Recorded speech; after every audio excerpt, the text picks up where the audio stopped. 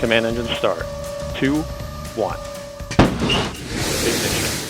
지난 7월이었죠. 아마존 창업자 제프 베이조스가 탄 블루 오리진의 로켓 뉴 셰퍼드가 우주 비행에 성공했습니다. 베이조스 일행은 카르반 라인이라고 불리는 상공 106km 지점까지 갔다가 약 11분간의 비행을 마치고 지구로 돌아왔는데요. 민간인이 조종사 없이 자동으로 제어되는 로켓을 타고 우주 여행을 다녀온 역사적인 순간이었습니다. 앞서 영국의 억만장자 리처드 브랜슨 버진 갤럭틱 회장은 블루 오리진보다 9일 먼저 우주 비행에 성공해 전 세계를 깜짝 놀라게 했죠. 인간이 우주를 여행하는 날이 언젠가는 올 거라고 생각했지만 이렇게 빨리 우주와 가까워지게 될 줄은 정말 상상도 못했는데요. 지금은 비용이 너무 비싸서 소수만 누릴 수 있는 혜택이지만 기술이 빠르게 발전하고 있으니까 우리도 가까운 미래 SF 영화 속 주인공처럼 무중력을 느끼며 아름다운 지구를 바라볼 수 있겠죠?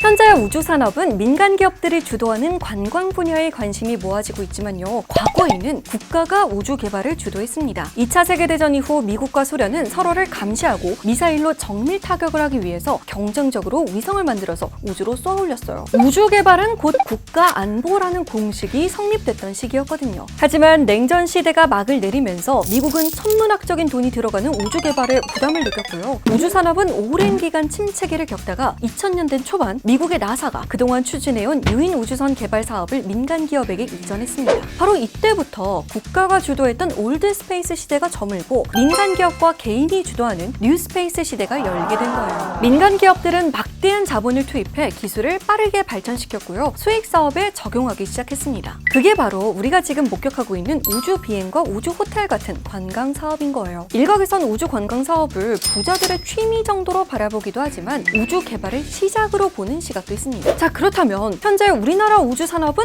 어떨까요? 아쉽게도 외국과 비교하면 아직은 걸음마 단계라고 할 수 있습니다. 한국과학기술기획평가원에서 지난 4월에 발간한 우주산업 보고서에 따르면요. 기술이 가장 앞서 있는 미국과의 격차는 위성기술 10년, 탐사기술은 15년 정도인데요. 다행인 건 뉴스페이스 시대는 이제 초기 단계이고요. 우리나라는 현재 글로벌 우주탐사 프로젝트 아르테미스 협정의 10번째 가입국으로 우주 개발에 본격적으로 뛰어든 상태입니다. 후발 주자이긴 하지만 반도체와 2차 전지처럼 우리가 잘할 수 있는 분야에 집중하면 다른 나라들을 따라잡을 가능성도 있다고 해요. 국내 기술로 개발한 한국형 발사체 누리호가 발사되는 오는 10월 21일이 바로 그 신호탄이 될 수 있습니다. 지난 2013년에 우리나라 최초로 우주로 쏘아 올린 나로호 기억하세요? 나로호는 당시 러시아 기술로 발사체 엔진을 제작해서 아쉬움이 있었는데요. 누리호는 순수 국내 기술로 개발된 발사체라서 발사에 성공하면 우리나라가 세계에서 7번째로 발사체 국산화에 성공한 나라가 되는 거라 큰 기대를 모으고 있습니다.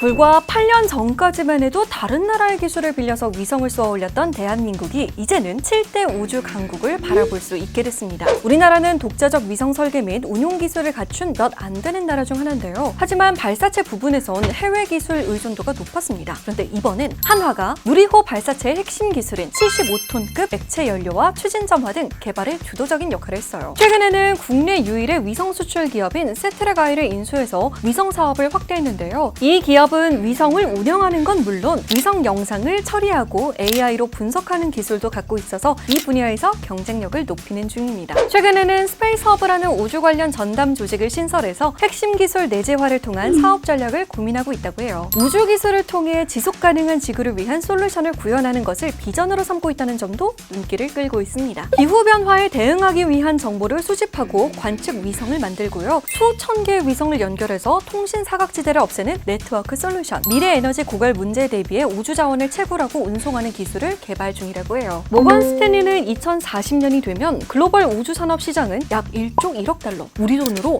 약 1260조 원 규모 폭발적으로 성장하는 시장이 될 것이라 전망했습니다. 다음 달 예정된 누리호 발사가 꼭 성공해서 우리나라가 우주 항공 산업에서 주도적인 역할을 해나갈 수 있는 발판이 마련됐으면 좋겠네요. 여러분, 오늘도 구독과 좋아요 잊지 마세요. 안녕!